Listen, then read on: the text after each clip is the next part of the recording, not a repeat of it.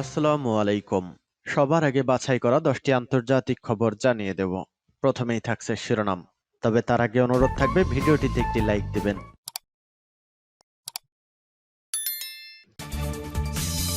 জানাবো এ মুহূর্ত পর্যন্ত হাতে আসা আন্তর্জাতিক গুরুত্বপূর্ণ সংবাদসমূহ। শুরুতেই সংবাদ শিরোনাম। হিজবুল্লাহ বনাম ইসরায়েল, বৃহত্তর যুদ্ধের সম্ভাবনা বাস্তব। জানিয়ে দিব পাকিস্তান ইরানের ফলপ্রসূ আলোচনা। এবার জানিয়ে দিব যুক্তরাষ্ট্রের নিশ্চয়তায় স্বস্তিতে ইউক্রেন। এরপর জানিয়ে দিব আগামীকাল মহাকাশে নতুন ক্রু পাঠাবে চীন। এবং সর্বশেষ জানিয়ে দিব গাজায় গণকবরে মিলল ৩০০ মরদেহ। এতক্ষণ শুনছিলেন সংবাদ শিরোনাম, এখন বিস্তারিত। হিজবুল্লাহ বনাম ইসরায়েল, বৃহত্তর যুদ্ধের সম্ভাবনা বাস্তব। ইসরায়েলের একর শহরের উত্তরে দেশটির বিমান ঘাঁটিতে ড্রোন হামলা চালানো হয়েছে বলে দাবি করেছে লেবানন ভিত্তিক সশস্ত্র সংগঠন হিজবুল্লাহ। আল জাজিরার প্রতিবেদনে জানানো হয়, গত বছরের ৭ অক্টোবর গাজায় যুদ্ধ শুরুর পর ইসরায়েলের এত ভেতরে এটি হিজবুল্লাহর প্রথম হামলা। হিজবুল্লাহ মঙ্গলবার বিবৃতি জানায়, ফাঁদ সৃষ্টিকারী ও বিস্ফোরক ড্রোন দিয়ে আকাশপথ থেকে সমবেত হামলা চালানো হয়েছে, যার লক্ষ্য ছিল একর ও নাহারিয়ার মধ্যবর্তী ইসরায়েলের দুটি ঘাঁটি। দক্ষিণ ইসরায়েল থেকে আল জাজিরার প্রতিনিধি জৈন খদর বলেছেন, উত্তর ইসরায়েলের গভীরে এই বর্ণিত হামলার সাথে হিজবুল্লাহ ইসরায়েলের কাছে একটি বার্তা প্রেরণের চেষ্টা করছে। তা হলো, তাদের কমান্ডারদের ইসরায়েল লক্ষ্যবস্তু বানিয়ে হত্যা করলে হিজবুল্লাহর পক্ষ থেকেও আরো উত্তেজনা বৃদ্ধি হবে।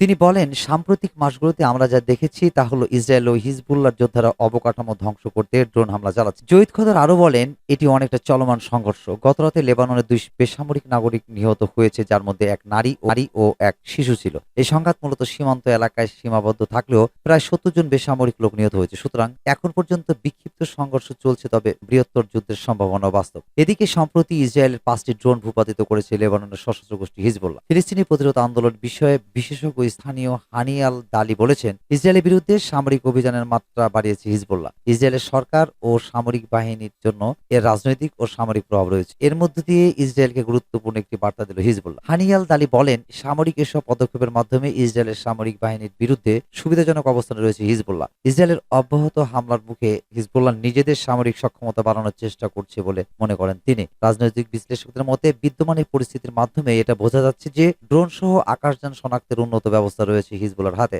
আর এতে হিজবুল্লাহ যোদ্ধারা প্রতিপক্ষের আকাশ সহজে শনাক্ত করতে পারছে। সূত্র আল জাজিরা। ইরানের ফলপ্রসূ আলোচনা। পাকিস্তানে ইরানের প্রেসিডেন্ট ইব্রাহিম রাইসির সফরে উভয় পক্ষ ফলপ্রসূ আলোচনা করেছে। বাণিজ্য, সংযোগ, জ্বালানি সহ বিভিন্ন বিষয়ে দ্বিপক্ষীয় সহযোগিতা এগিয়ে নেওয়ার বিষয়ে সম্মত হয়েছে উভয় দেশ। বুধবার পাকিস্তানের পররাষ্ট্র মন্ত্রণালয় এক বিবৃতিতে জানিয়েছে এসব তথ্য। দেশটিতে 3 দিনের সফরে রাইসি পাকিস্তানের প্রেসিডেন্ট আসিফ আলী জারদারি, প্রধানমন্ত্রী শেহবাজ শরীফ, সেনাপ্রধান জেনারেল আসিম মুনির, সিনেট চেয়ারম্যান ইউসুফ রাজা গিলানি, জাতীয় পরিষদের স্পিকার সর্দার আয়াজ সাদিকের সাথে বৈঠক করেন। সূত্র জিও নিউজ।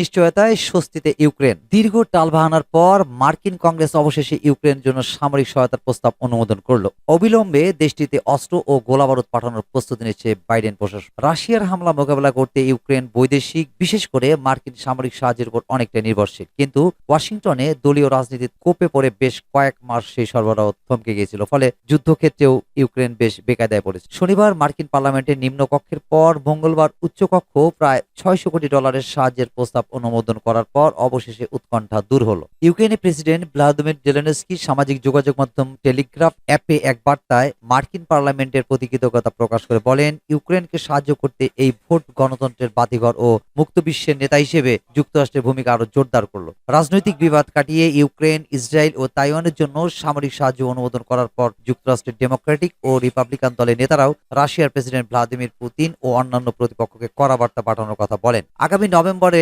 প্রেসিডেন্ট নির্বাচনের আগে ইউক্রেনের জন্য এটাই সম্ভবত শেষ সহায়তার প্রস্তাব ছিল। নির্বাচনের পর পার্লামেন্টের উভয় কক্ষে রদবদলের পরিপ্রেক্ষিতে এমন সহায়তা নিয়ে অনিশ্চয়তা থেকেই যাচ্ছে। ইউক্রেনের কাছে বহু প্রতীক্ষিত অস্ত্র, গোলাবারুদ ও সামরিক সরঞ্জাম পৌঁছে দিতে আরো বিলম্ব এড়াতে মার্কিন প্রেসিডেন্ট জো বাইডেন আগাম প্রস্তুতি নিচ্ছেন। সিনেটে ভোটাভুটির আগেই প্রায় $100 কোটি সাহায্য প্রস্তুত রেখেছে তার প্রশাসন। এর আওতায় সামরিক যান, স্টিনজার, এয়ার ডিফেন্স, গোলাবারুদ, আর্টিলারি, রকেট সিস্টেম ইত্যাদি ইউক্রেনে পাঠানোর তোড়জোড় চলছে। চলতি সপ্তাহেই তার কিছু অংশ ইউক্রেনে পৌঁছে যেতে পারে। সেনেটে ডেমোক্রেটিক দলের নেতা চাক শুমার প্রেসিডেন্ট জেলেনস্কির উদ্দেশ্যে এক বার্তায় বলেন, আমরা কাজ শেষ করেছি, এবার আপনারা সংঘর্ষে জয়লাভ করুন। যুদ্ধক্ষেত্রে কিছুটা কোণঠাসা হয়ে পড়লে ইউক্রেন রাশিয়ার মূল ভূখণ্ডে হামলা জোরদার করেছে। দেশটির স্লোনেস্কো অঞ্চলে জ্বালানি অবকাঠামোর উপর ইউক্রেনের ড্রোন হামলার ফলে অগ্নিকাণ্ডের খবর পাওয়া গেছে। রাশিয়ার দক্ষিণ পশ্চিমে লিপেটাস্ক অঞ্চলে এক শিল্প পার্কের উপর ড্রোন পড়ার পর সেখানকার মানুষদের উদ্ধার করতে হয়েছে। রাশিয়ার এমন বিচ্ছিন্ন হামলা সম্পর্কে ইউক্রেন সাধারণত কোনো মন্তব্য করে না। রাশিয়ার হামলায় ইউক্রেনের নিজস্ব অবকাঠামোর ক্ষতির প্রতিশোধ নিতে দেশটি রুশ ভূখণ্ডের উপর একই ধরনের হামলা চালিয়ে যাচ্ছে বলে অনুমান করা হয়। সূত্র ডয়চে ভেলে।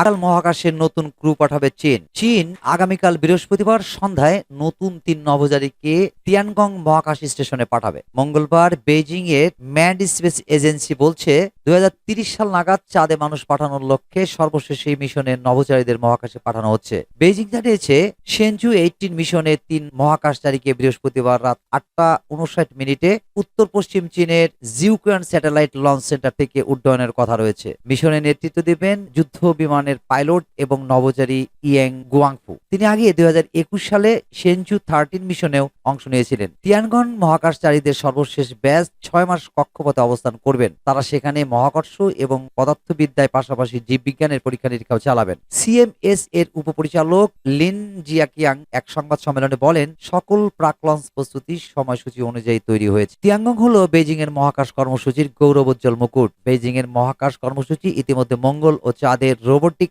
রোভার অবতরণ করেছে এবং কক্ষপথে মহাকাশ স্টেশনে নভোচারী পাঠানোর ক্ষেত্রে চীনকে বিশ্বের 3য় দেশে উন্নীত করেছে। নতুন ক্রু সঞ্চেত 17 দলের প্রতিস্থাপন করবে। তাদেরকে অক্টোবরে স্টেশনে পাঠানো হয়েছিল। চীনের মহাকাশ স্বপ্ন এর পরিকল্পনা প্রেসিডেন্ট শি জিনপিং এর অধীনে আরো জোরদার করা হয়েছে। বিশ্বের 2য় বৃহত্তম অর্থনীতি চীন এখন মহাকাশ কর্মসূচিতে মার্কিন যুক্তরাষ্ট্র ও রাশিয়াকে ধরার জন্য তার সামরিক কর্তৃপক্ষের অধীনে মহাকাশ কর্মসূচিতে বিলিয়ন মার্কিন ডলার ব্যয় করছে। বেইজিং 2030 সালের মধ্যে চাঁদে একটি ক্রু মিশন পাঠানোর লক্ষ্য নির্ধারণ করেছে এবং চন্দ্রপৃষ্ঠে একটি ঘাঁটি তৈরির পরিকল্পনা করেছে।